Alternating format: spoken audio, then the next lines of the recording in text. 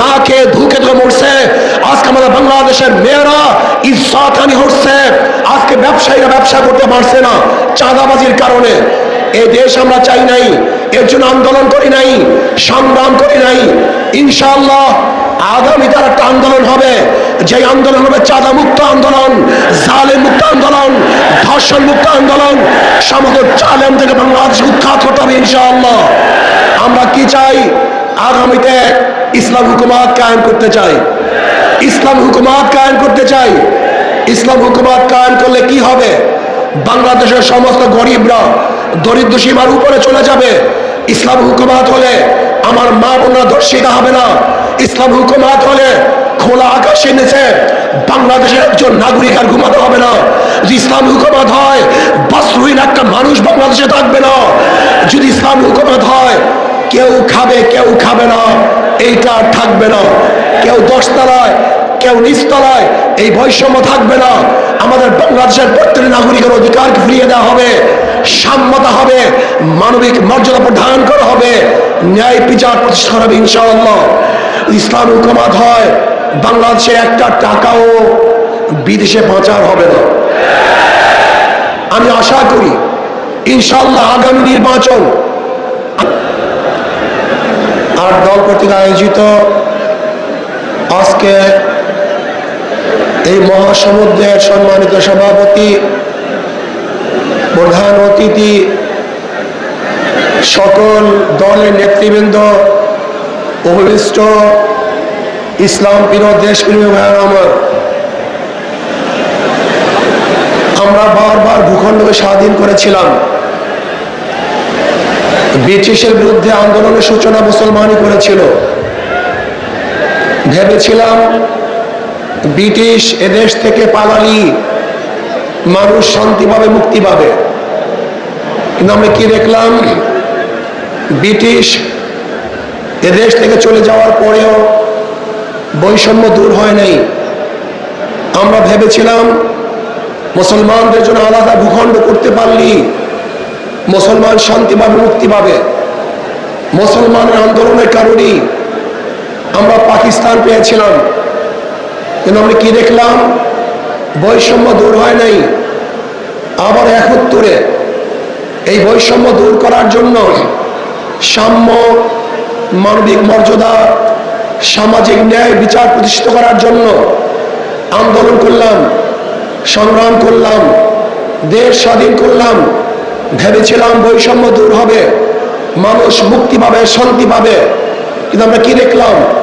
সেই ৭১ থেকে ২০২৪ পর্যন্ত যারা শাসক ছিল, যেই দলগুলি শাসন করেছে, মানুষের বৈষম্য দূর করতে পারে নাই, মানুষকে শান্তি দিতে পারে নাই, মুক্তি দিতে পারে নাই।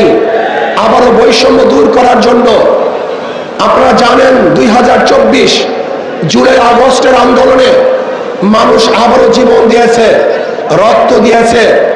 মানুষ, হাজারো মানুষ বন্ধুত্ব গ্রহণ করেছে, অন্ধ হয়েছে, বিকলাঙ্গ হয়েছে।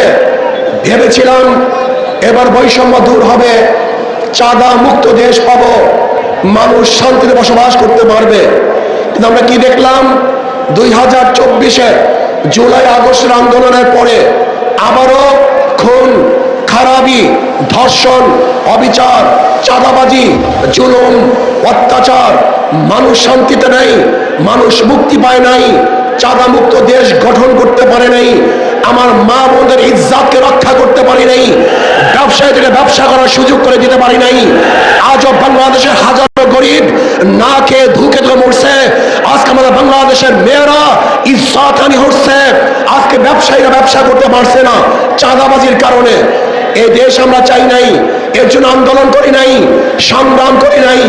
ইনশাআল্লাহ আগামী তার একটা আন্দোলন হবে, যে আন্দোলন হবে চাঁদা মুক্ত আন্দোলন, জালেম মুক্ত আন্দোলন, ধর্ষণ মুক্ত আন্দোলন। সমগ্র জালেম থেকে বাংলাদেশ উৎখাত করতে হবে ইনশাআল্লাহ। আমরা কি চাই? আগামীতে ইসলাম হুকুমত কায়েম করতে চাই, ইসলাম হুকুমত কায়েম করতে চাই। ইসলাম হুকুমত কায়েম করলে কি হবে? বাংলাদেশের সমস্ত গরিবরা দরিদ্র সীমার উপরে চলে যাবে। ইসলাম হুকুমত হলে আমার মা বোনরা ধর্ষিত হবে না। ইসলাম হুকুমত হলে খোলা আকাশে নিচে বাংলাদেশের একজন নাগরিক আর ঘুমাতে হবে না। যদি ইসলামী হুকুমত হয়, বস্ত্রহীন একটা মানুষ বাংলাদেশে থাকবে না। যদি ইসলামী হুকুমত হয়, কেউ খাবে কেউ খাবে না, এইটা থাকবে না। কেউ দশতলায় কেউ নিচতলায়, এই বৈষম্য থাকবে না। আমাদের বাংলাদেশের প্রত্যেক নাগরিকের অধিকারকে ফিরিয়ে দেওয়া হবে, সাম্যতা হবে, মানবিক মর্যাদা প্রদান করা হবে, ন্যায় বিচার প্রতিষ্ঠা হবে ইনশাআল্লাহ। ইসলাম হুকুমত হয়, বাংলাদেশে একটা টাকাও বিদেশে পাচার হবে না। আমি আশা করি ইনশাআল্লাহ আগামী নির্বাচনে মানুষ দুই ভাগে ভাগ হয়ে যাবে। একদল মানুষ ইসলামের পক্ষে, একদল মানুষ ইসলামের বিপক্ষে। কেউ দেশের পক্ষে, কেউ ভারতের পক্ষে।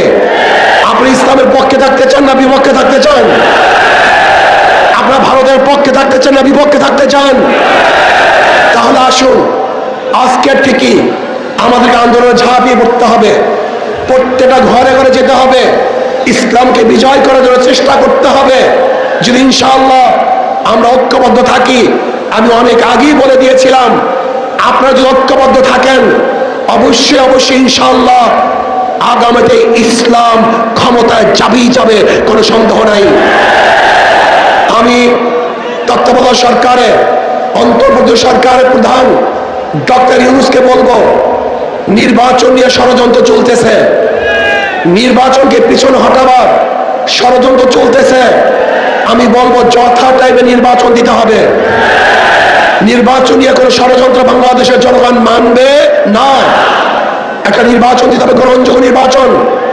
যে নির্বাচনে সবাই অংশগ্রহণ করবে, সবার অধিকার সমান থাকবে, কোনো গুন্ডা থাকবে না, মাস্তান থাকবে না, ভোট দখল চলবে না, কেন্দ্র দখল চলবে না, কাউকে হুমকি ধমকি দেওয়া চলবে না। বর্তমান প্রত্যেকের নীতি আদর্শ রক্ষা করার জন্য, বাস্তবায়নের জন্য চেষ্টা করবে। সেই সুযোগ, লেভেল প্লেইং ফিল্ড সরকারকে গঠন করতে হবে, সেই পরিবেশ সৃষ্টি করতে হবে। যদি আপনি ব্যর্থ হন, তাহলে বাংলাদেশের জনগণ আপনাকে অবশ্যই ক্ষমা করবে না। আসুন, আমরা সমৃদ্ধভাবে আগামী ইসলাম হুকুমত কায়েম করার জন্য আমাদের যা কিছু আছে সব নিয়ে ঝাঁপিয়ে পড়ব। অবশ্যই ইনশাআল্লাহ ইসলাম বিজয় হবে। এদেশের চাঁদাবাজরা আর বিজয় অর্জন করতে পারবে না। আমার